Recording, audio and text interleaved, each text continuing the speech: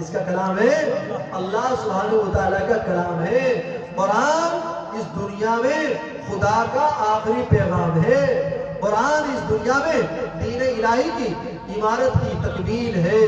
قرآن ایسے وقت میں عمل کا اور صلح کا اور گویا کہ انسانیت کا ایسے وقت میں پرچار کرتا ہوا آیا کہ جس وقت ساری دنیا خاک اور خون میں لپٹی پڑی تھی۔ میرے بھائیوں، پاپی بن چکی تھی پوری دنیا۔ ایسے وقت میں یہ قرآن عمل کا، صلح کا، اخوت کا، بھائی چارگی کا پیغام لے کر کے آیا، اور آ کر کے قرآن کریم نے ایک آواز لگائی، کیا جھنجھوڑ دیا، فَفِرُّوا إِلَى اللَّهِ فَفِرُّوا إِلَى اللَّهِ تُوبُوا إِلَى اللَّهِ ادعوا إِلَى اللَّهِ۔ اے دکھی انسانیت، اگر تمہیں چین چاہیے، اگر تمہیں سکون چاہیے، اگر تمہیں عزتیں چاہیے، اگر تمہیں فرحتیں چاہیے، اگر تمہیں فلاح دارین دنیا و آخرت کی کامیابی و کامرانی چاہیے، بس ایک ہی راستہ ہے کہ میرے دامن میں آ جاؤ۔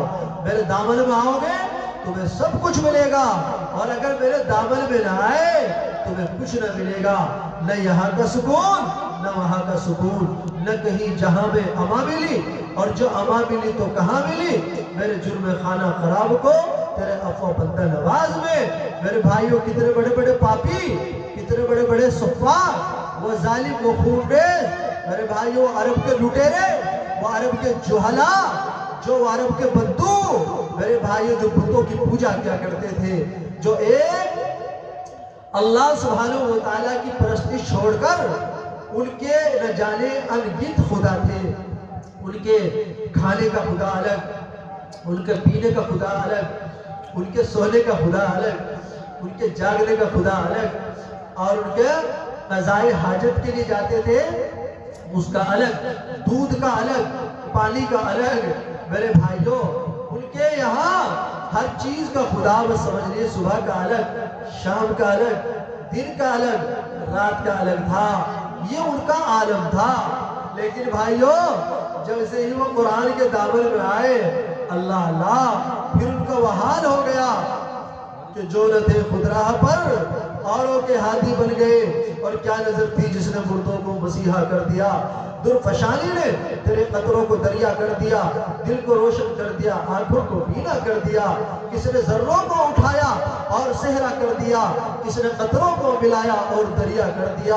کس کی حکمت نے یتیموں کو دیا در یتیم، اور غلاموں کو زمانے بھر کا مولا کر دیا۔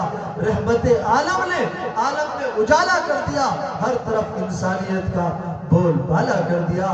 اور زندہ ہو جاتے ہیں جو مر جاتے ہیں ان کے نام پر، اللہ اللہ کس نے موت کو مسیحا کر دیا۔ سرکار دو عالم جناب رسول اللہ صلی اللہ علیہ وسلم کے دامن میں جیسے آئے وہ لوگ، اللہ اللہ، میرے بھائیوں، جو بتوں کی پوجا کرنے والے تھے، میرے بھائیوں، وہ اللہ کی پوجا کرنے والے بن گئے۔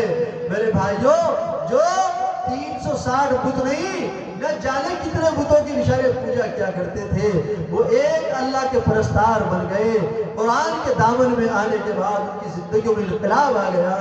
رحمت للعالمین جناب رسول اللہ صلی اللہ علیہ وسلم کے دامن میں آنے کے بعد اللہ نے ان کی زندگیوں میں انقلاب برپا کر دیا۔ آج اتنا اونچا مقام ہے ان لوگوں کا، اللہ اللہ۔ میں اور آپ اپنی پگڑی سنبھال کر بھی دیکھنا چاہیں تو نہیں دیکھ سکتے اتنا اونچا مقام حضرات صحابہ اکرام رضوان اللہ تعالیٰ علیہ مجمعین کا ہو گیا ہے۔